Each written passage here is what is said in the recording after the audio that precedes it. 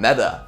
You hear it all the time in reference to all sorts of different media. If it's self-referential, it is a treat for all sorts of fans in the know. Sometimes it can be taken a little too far, with tongue-in-cheek fourth wall breaks hitting the double digits, or moments where you feel like Steve Buscemi is asking you, "How do you do, fellow kids?" But usually, media that knows what makes itself tick is enjoyable. Horror movies are especially well known for winking at the audience from time to time.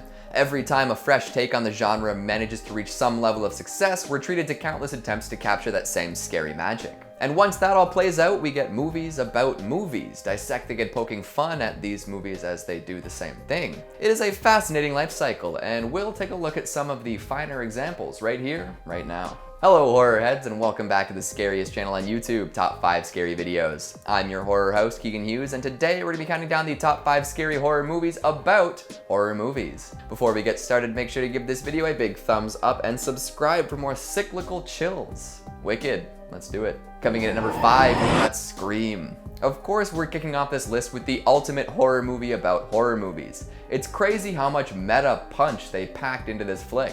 Remember how they billed Drew Barrymore super highly, made her out to be the main character, and then killed her off in the first 10 minutes? Genius. That first scene gives us a taste of the self-referential flair that would stay with the movies throughout the franchise. What's your favorite scary movie? So simple, yet so iconic. After failing to answer some horror movie trivia that, of course, all horror fans in the audience would have breezed through, she dies. Then the real movie starts. Scream plays off so many horror tropes it's almost laughable. Actually, sometimes it is laughable, but that's all part of the experience. We're introduced to Randy Meeks, the resident film buff, who presents a set of rules that will keep you alive in any horror movie scenario. Rule number 1, don't have sex. For whatever reason, horror movie villains love to punish those who give in to lust. Billy and Sydney do that, and Billy ends up dead. Rule number 2, no drinking, no drugging. Ironic, as these rules are being dictated at a house party, but still, Tatum goes to get more beers and dies. Damn. Number 3, never say "I'll be right back." That's like saying "hold my beer." It can only end in disaster. Of course, Stu has to test this limit and finds himself 6 feet under. These horror movie rules are expanded upon with each entry in the series and eventually cover just about every horror movie scenario possible. I bet if you fed all the Scream script into a computer, it could write up the next big thing in horror. Coming in at number 4, we've got Demons. Alright, I'm going to admit it right off the bat, Demons isn't really scary. However, it's more fun than a barrel full of monkeys, knows exactly what it's going for, and ups the ante every 5 minutes. If you don't enjoy Demons, you may have forgotten how to have fun. It's the perfect horror movie about horror movies because we get to watch an original mini horror movie as the plot of the actual movie gets going. Friends Cheryl and Kathy decide to take in a free show at the mysterious new theater, the Metropole. In the lobby, we meet all sorts of colorful characters that will be taken out by demons one at a time. We've got a blind man and his daughter, we've got a grumpy married couple, we've got a pimp and his 2 business associates, we've got some hunky college boys. It's a collection of horror victim stereotypes from across the board. They all settle in to watch a new horror movie where a group of teens, surprise surprise, end up awakening and being killed by demons. These parallel tales accentuate each other as the audience slowly realizes something very wrong is happening. One of the women accompanying the pimp had been cut by a magical mask in the lobby and transforms into a demon, right as a character in the movie does the same. As mayhem unfolds on screen, so too does chaos in the Metropole. The big screen drama takes a backseat as the demons begin to spread among the theater goers.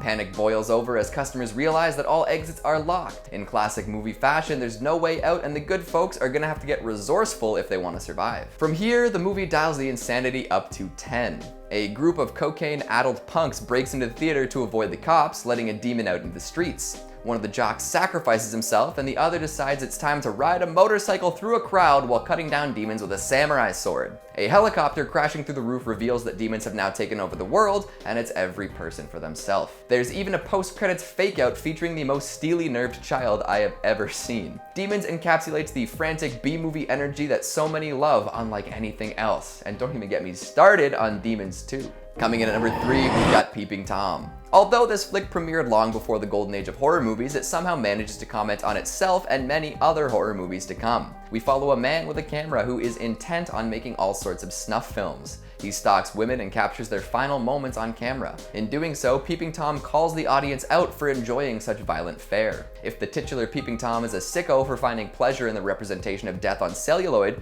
what does that say about the people paying to see it? Using POV camera angles, it implicates the audience in all of the crimes that the killer's committing. It's a fascinating self-referential film from a time before such a thing was popular or even really existed. However, it doesn't quite reach the heights of fourth wall breaking that many other horrors further down the line pulled off. Coming in at number 2, we've got Funny Games.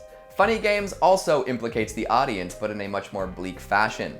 Director Michael Haneke sought to create a movie damning the excessive amounts of violence in horror films at the time. He said in interviews that he felt that the oversaturation of gratuitous violence present in Western media was morally reprehensible and pointless. To drive this point home, he made the movie Funny Games. It's a cold and calculated look at the home invasion triple murder. A rich family arrives at their vacation home and meets a couple of young men, Peter and Paul. At first, this duo makes them uncomfortable by overimposing, but soon enough they become outright sadistic. They break the father's leg and take the family hostage. Adding insult to injury, Peter and Paul make the family play a host of awful games. After their son escapes the house, he is recaptured and the family is presented with a bet. Will you survive until 9 a.m. next morning? The violent duo doubts it. As they put the family through all sorts of hardships, they often break the fourth wall, calling the audience out for watching such violent terror and being complicit in it.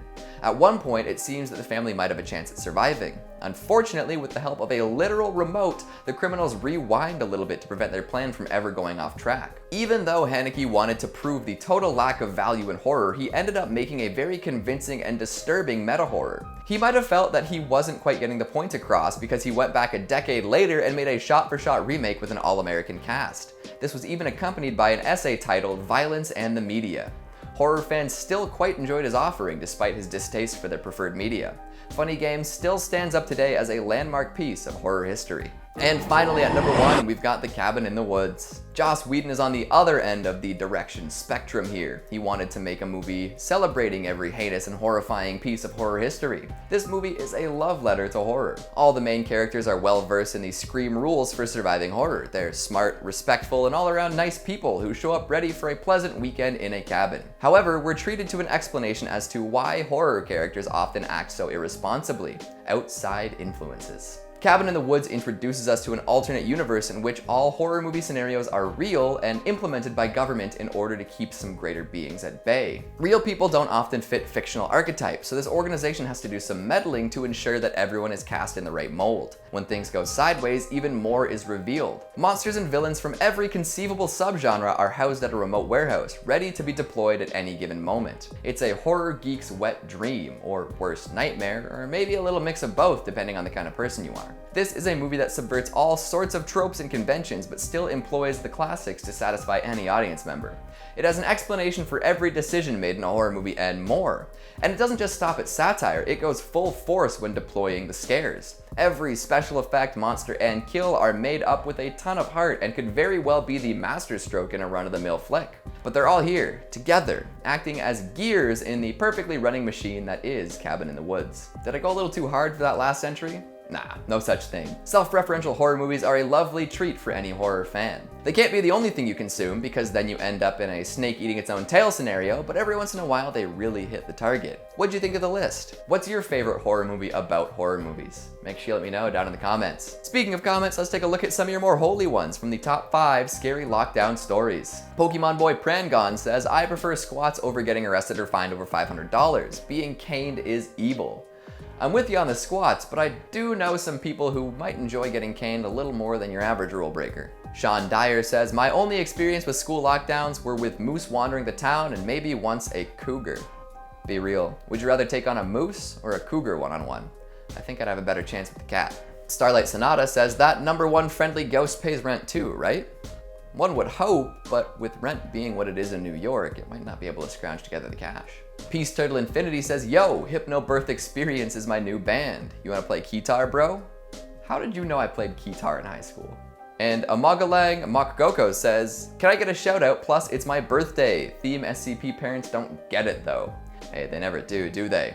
Happy birthday, shout out. It's my birthday as I record this video, although I don't know when it's going up. And that's all the time we have for today. Before I volunteer to be in the bottom row of a world record human pyramid, make sure to give this video a big thumbs up and subscribe for more spectacular sights. Thanks for watching, and I'll see you next time.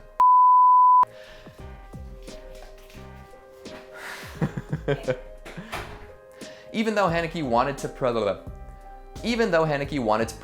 why can't I say this sentence? He might have felt that it wasn't quite getting the